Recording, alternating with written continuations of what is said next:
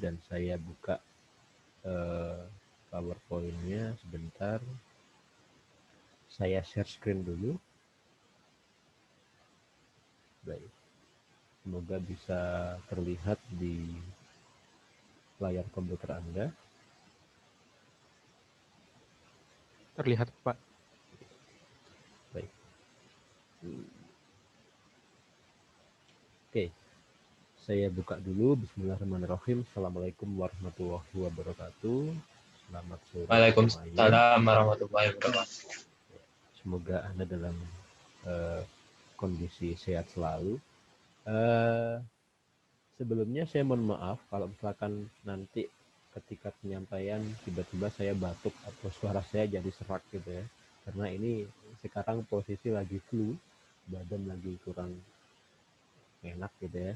Tapi insya Allah dalam perkuliahan kali ini saya bisa menyampaikannya dengan baik.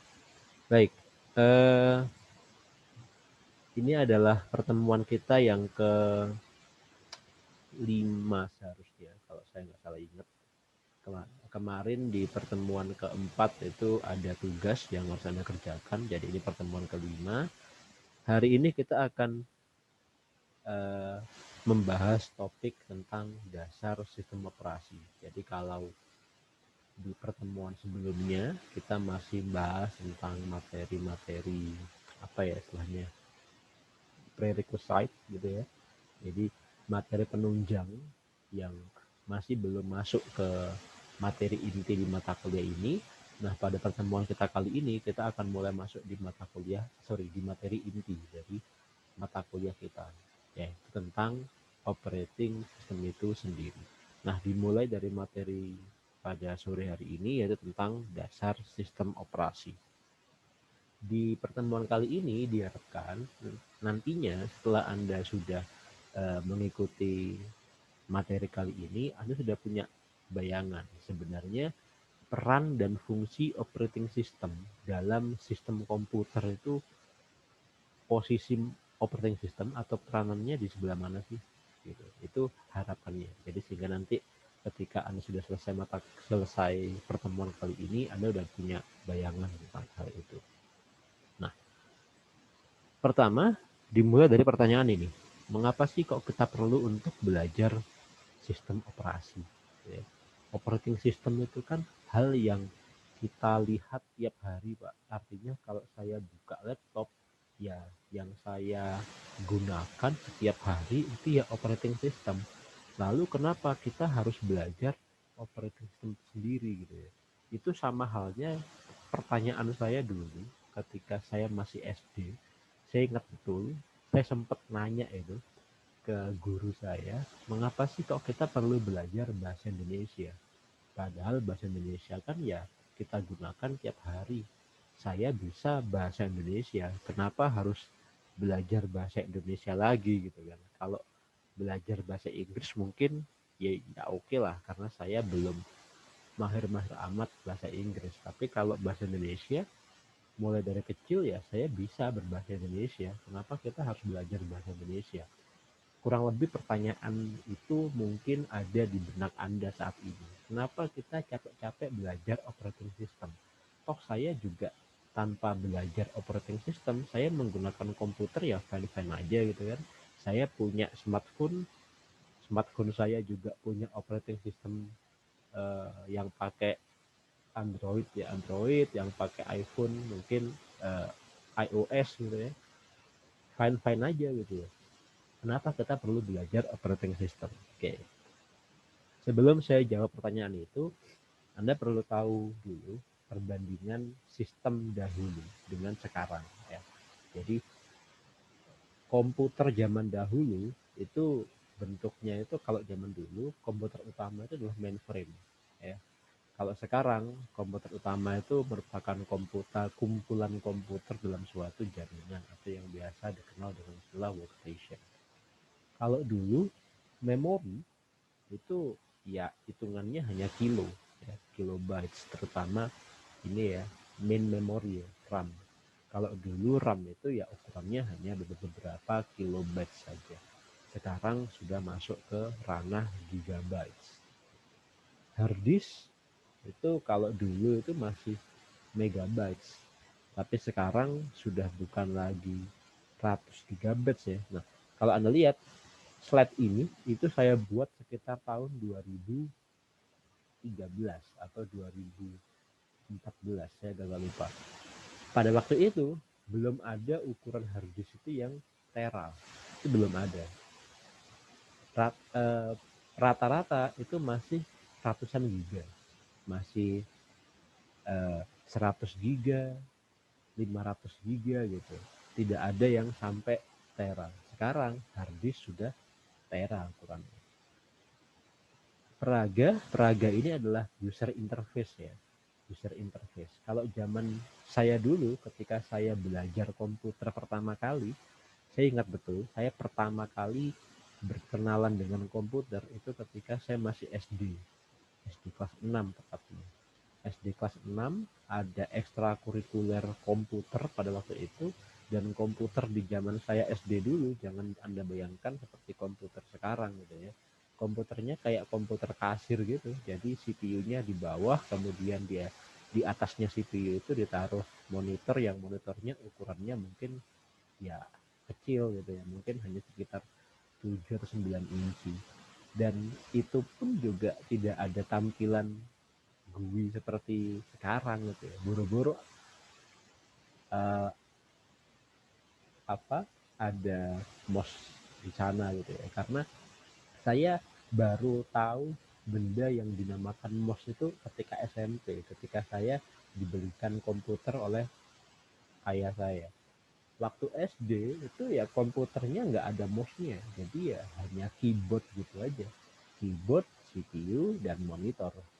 Kemudian bagaimana caranya kita berkomunikasi dengan komputer? Ya via text based, langsung mengetikkan perintah-perintahnya itu menggunakan perintah di command prompt. Kalau sekarang Anda tahu ada CMD gitu ya, ada terminal, ada shell.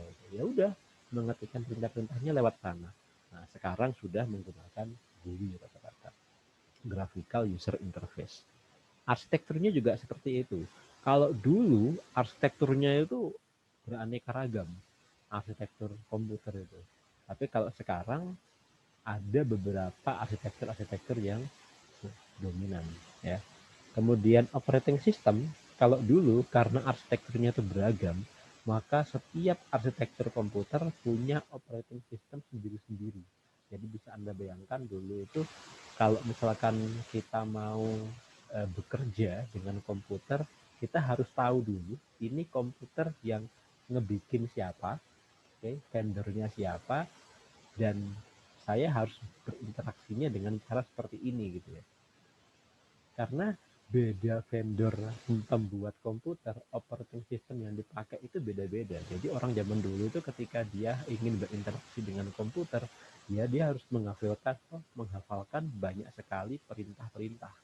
Karena beda arsitektur komputer, OS-nya juga berbeda. Kalau sekarang kan tidak ya. Artinya kalau kita bicara PC gitu ya, desktop, ya paling hanya ada 3 operating system yang dominan. Kalau nggak Windows, Linux, ya Mac OS gitu. Tinggal dilihat aja kalau misalkan dia dibuat oleh Apple, maka ya pasti menggunakan Mac OS. Selain itu, ya kalau nggak Windows ya Linux. Udah gitu aja kan. Kalau zaman dulu nggak, macam-macam ini arsitekturnya dan juga operating systemnya. Itu bedanya antara operating system zaman dahulu dengan operating system zaman sekarang. Nah, kemudian kembali ke pertanyaan awalnya Pak, mengapa kita perlu untuk belajar operating system gitu ya? Nah, operating system ini meskipun dia bukan merupakan barang baru, barang lama, tapi masih perlu untuk dipelajari. Kenapa? Karena meskipun kemasannya itu berbeda, ya, kemasan antara operating system zaman dulu dengan operating system zaman sekarang, kemasannya beda. Tapi pada dasarnya, dalemannya, konsepnya itu sama. Jadi posisi operating system dalam suatu sistem komputer itu posisinya masih sama. letaknya di sebelah mana itu masih sama. Oleh karena itu, masih cukup relevan ketika kita ingin belajar operating system saat ini. Sama relevannya dengan ketika Anda belajar operating system beberapa tahun yang lalu. Nah, kemudian dengan belajar operating system, apa sih Pak yang saya dapat? Dengan Anda belajar operating system, Anda jadi tahu sebenarnya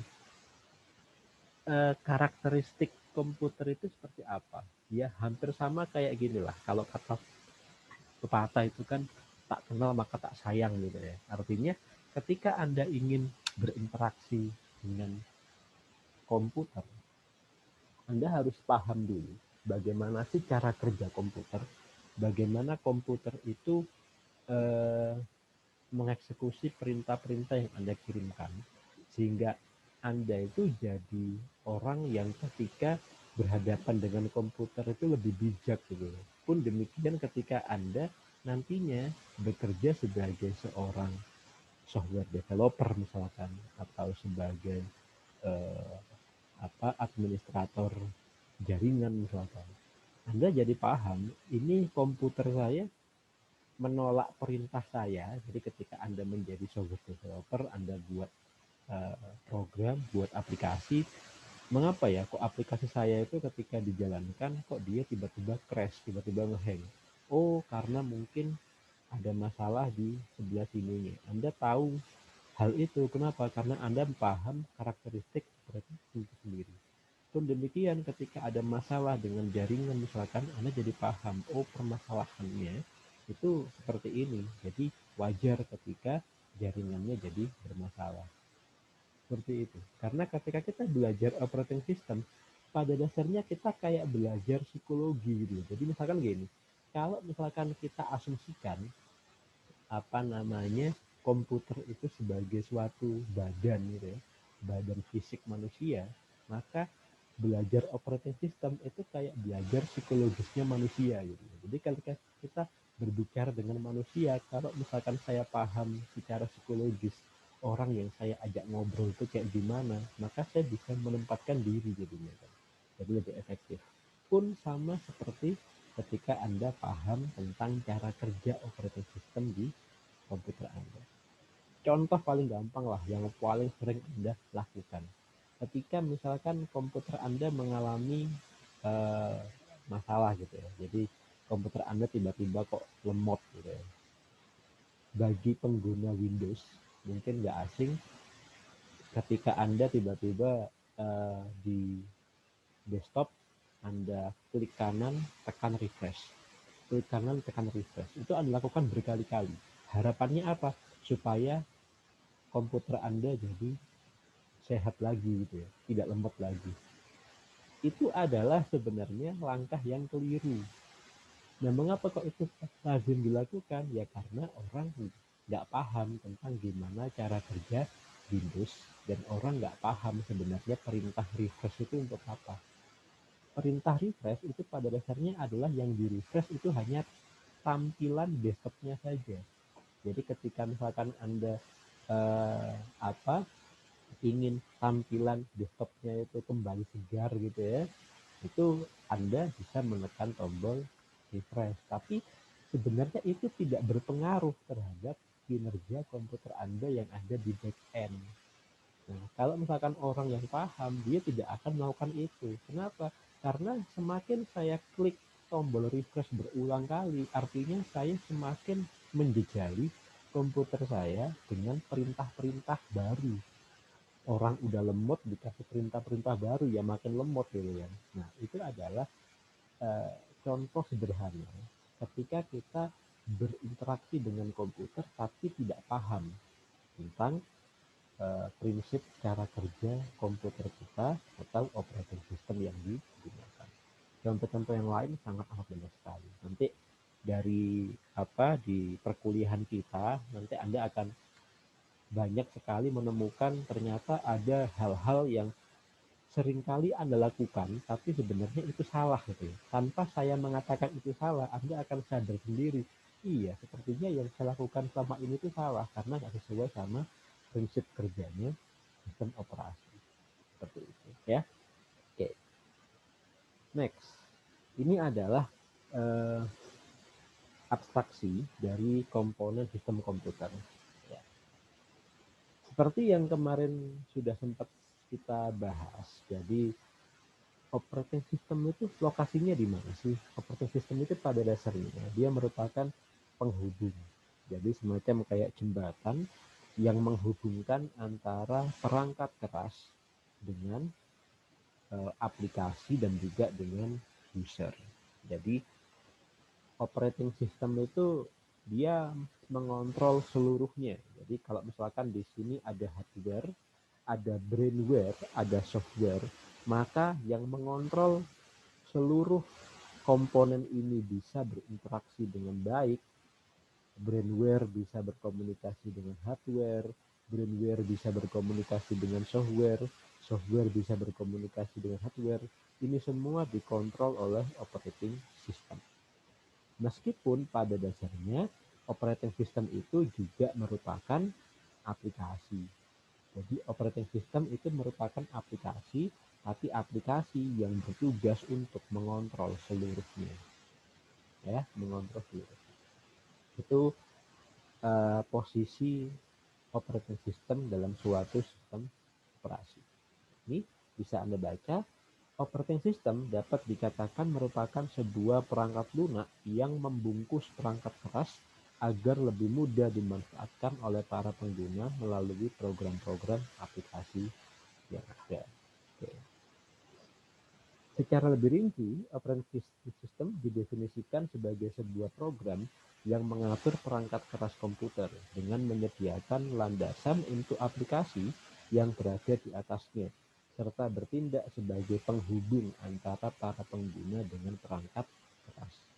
Operating system bertugas untuk mengendalikan serta mengkoordinasikan penggunaan perangkat keras untuk berbagai program aplikasi untuk bermacam-macam pengguna. Jadi di sini operating system peranannya sebagai unit kontrol, dia yang mengontrol seluruhnya. Oke. Nah, operating system jika dilihat dari berbagai sudut pandang. Nah, sebenarnya operating system itu sendiri apa sih? Nah, jawabannya sangat berbeda tergantung dilihat dari sudut pandang siapa. Ya. Kalau misalkan ditanya ke pengguna operating system itu apa, maka pengguna punya jawaban sendiri.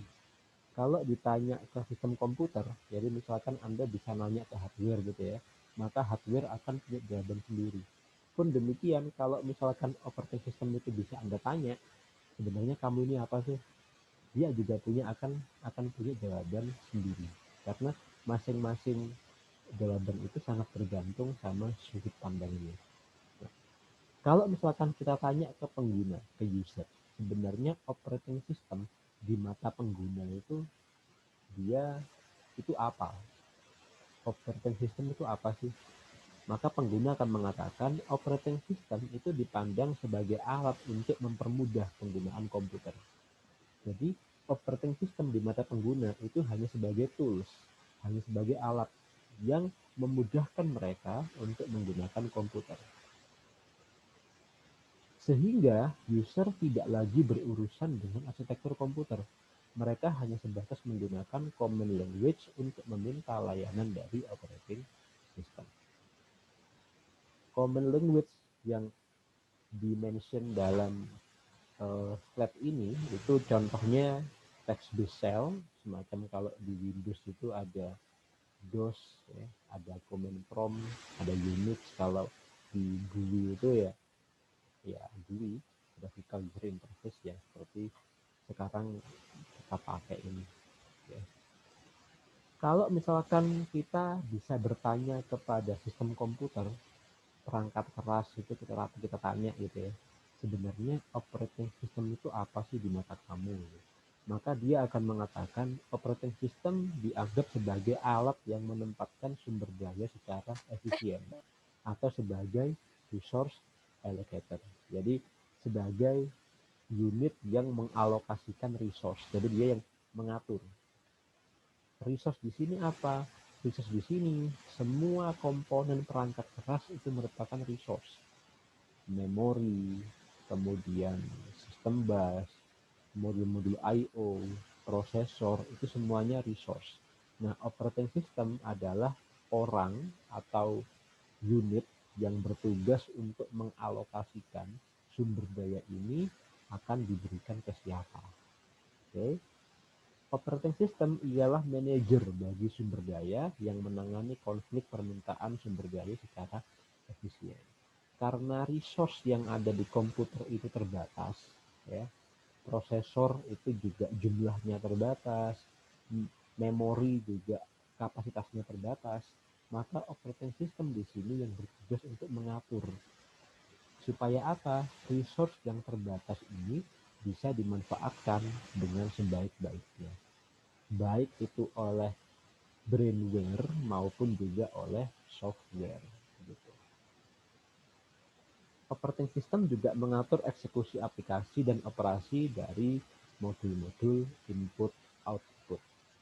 Nah, fungsi ini dikenal juga sebagai program pengendali atau kontrol program. Kalau misalkan operating system itu bisa kita tanya ini ke operating system, sebenarnya kamu itu apa sih gitu, maka dia akan mengatakan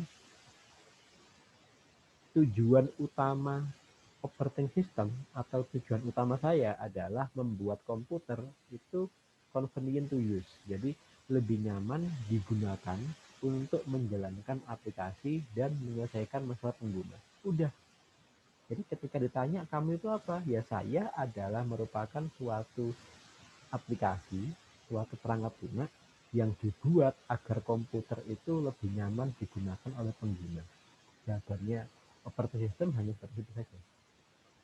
Tapi dia tidak hanya dibuat oleh pengguna, untuk pengguna, tapi dia juga dibuat untuk sistem komputer itu sendiri, sehingga tujuan lain dari operating system adalah membuat penggunaan sumber daya komputer menjadi efisien. Ini sebenarnya bukan tujuan yang saling bertolak belakang. Kenapa? Karena kalau sumber daya komputernya efisien, maka secara otomatis komputer itu juga akan menjadi lebih nyaman digunakan oleh user atau oleh pengguna. Jadi ini merupakan tujuan utama dari operating system. Jadi tujuan utama operating system pertama adalah membuat komputer itu nyaman digunakan. Yang kedua adalah membuat penggunaan sumber daya komputer menjadi lebih efisien. Nah, berikutnya kita akan belajar peranan operating system dalam sistem komputer. Yang pertama, fungsi dari operating system adalah sebagai pemerintah, government, ya, pemerintah. Maksud dari pemerintah di sini apa? Operating system dia harus operating system harus bisa menciptakan lingkungan yang baik, ya, lingkungan yang baik agar penggunaan komponen-komponen dari sistem komputer itu bisa tepat. Jadi lingkungannya itu harus dibuat sestabil mungkin, sebaik mungkin agar komponen-komponen yang ada di sana itu bisa bekerja dengan optimal. Pada dasarnya peran dari pemerintah itu kan sama kayak gitu ya. Misalkan peran dari pemerintah suatu negara, yaitu gimana caranya pemerintah itu menciptakan lingkungan negara yang stabil, yang aman, yang nyaman, sehingga rakyatnya itu bisa bekerja dengan baik, bisa hidup dengan nyaman gitu kan. Itu adalah peran dari pemerintah. Nah, sama operating system perannya juga seperti itu dalam sistem komputer. Jadi dia harus menyediakan lingkungan yang nyaman, lingkungan yang aman agar seluruh komponen dari sistem komputer itu bisa bekerja dengan optimal. Begitu. Kemudian operating system juga berperan sebagai resource allocator seperti yang saya bilang tadi. Jadi dia merupakan manajer dari resource, ya. Dia akan mengatur segala hal, mulai dari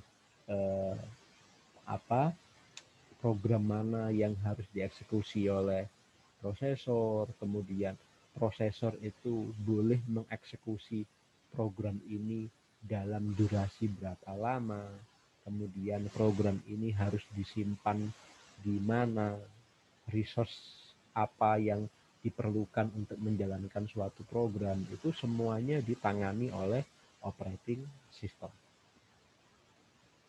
Kemudian operating system juga berfungsi sebagai kontrol program, di mana operating system itu yang mengontrol seluruh perangkat input-output dan program user yang digunakan, mengontrol eksekusi program user untuk mencegah error dan penggunaan komputer yang tidak tepat. Itu juga di bawah kontrol dari operating system. Nah, jadi setelah kita belajar banyak hal tadi itu, operating system itu apa sih? Nah, jadi di sini dikatakan operating system itu pada dasarnya dia harus punya ciri-ciri ini. Jadi pertama dia harus convenience, nyaman digunakan, ya. Kemudian dia efisien dalam hal penggunaan resource.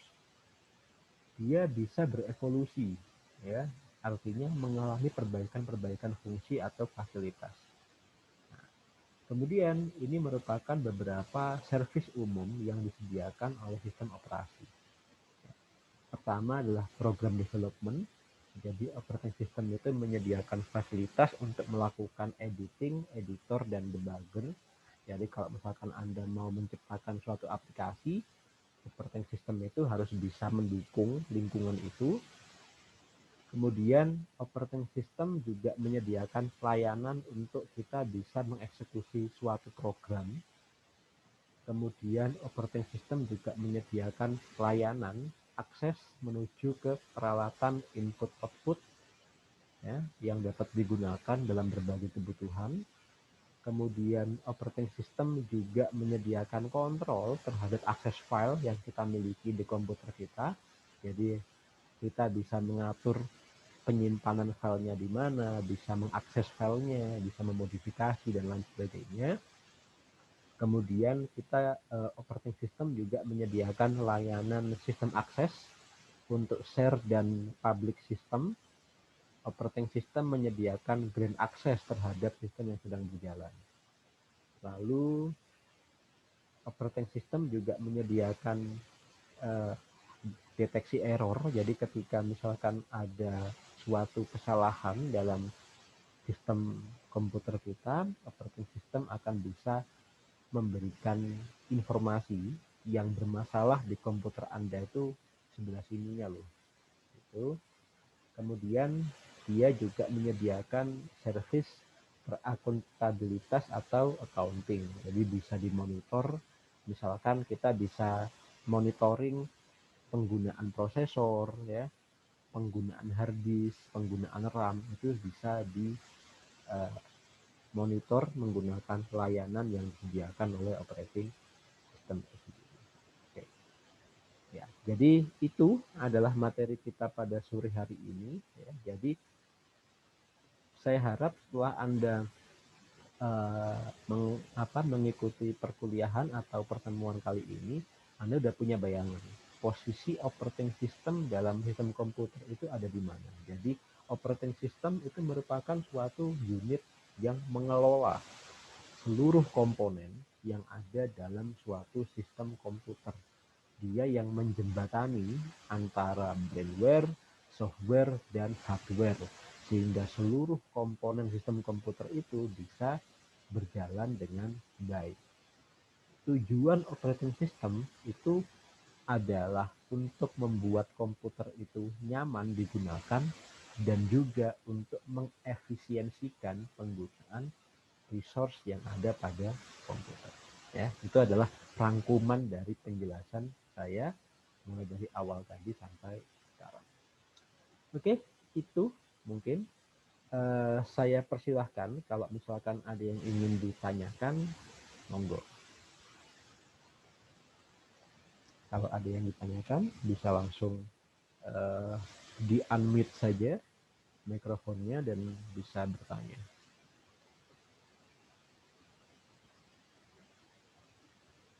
Jadi ada yang tanyakan? Cukup jelas semuanya? Pak, saya mau bertanya, Pak, Silakan.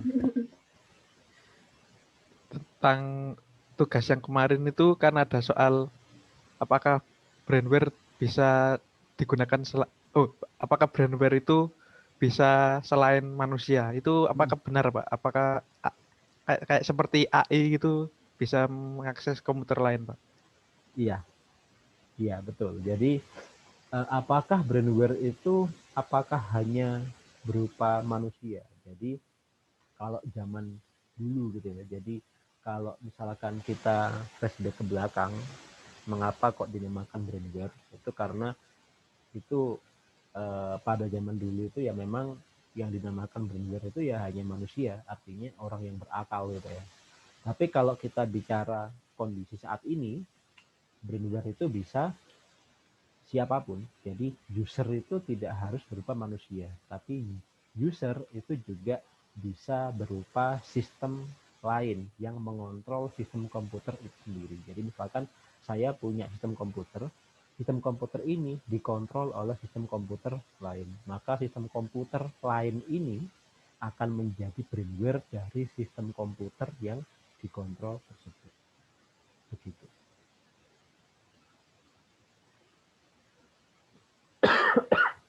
Ada lagi yang ingin tanyakan? Cukup? Baik, kalau misalkan sudah cukup, tidak ada yang perlu ditanyakan, bisa saya akhiri ya pertemuan pada sore hari ini. Nanti kalau misalkan memang ada yang ingin ditanyakan tapi nggak sempat ditanyakan pada sore hari ini, bisa langsung di chat saja di grup WA, itu terbuka bagi sesi diskusi untuk materi-materi baik yang sudah saya berikan maupun yang belum saya berikan. Saya kira itu untuk pertemuan kali ini saya cukupkan. Saya ucapkan terima kasih atas perhatian Anda dan Assalamualaikum warahmatullahi wabarakatuh. Waalaikumsalam. Waalaikumsalam.